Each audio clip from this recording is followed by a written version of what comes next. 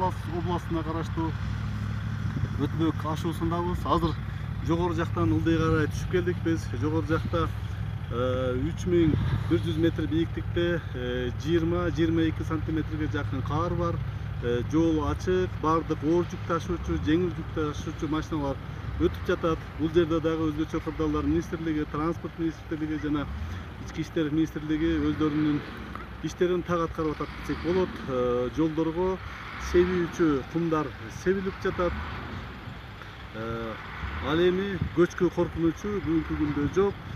Бул Талас областында дагы алы жок кар жаап жатат. Азыр ашууда кечке жакын бул кар токтойт. Кечинде Талас Өтмөк ашуусунда 15 градустан 18 градуска чейин суук болот. Ал эми күндүзгү абанын температурасы 5 градустан 8 градуска чейин суук болот. Бул суук дагы 3-4 ноябрга чейин кармалат.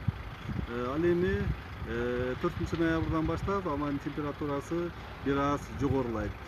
8 ноябрга чейин ушундай туруксуз аба ырайы катталат бул Өтмөк ашуусунда. Ал эми 8 ноябрда ушу дагы биз кар жаашын жана абанын температурасынын өзгөрүшүн күтөбүз.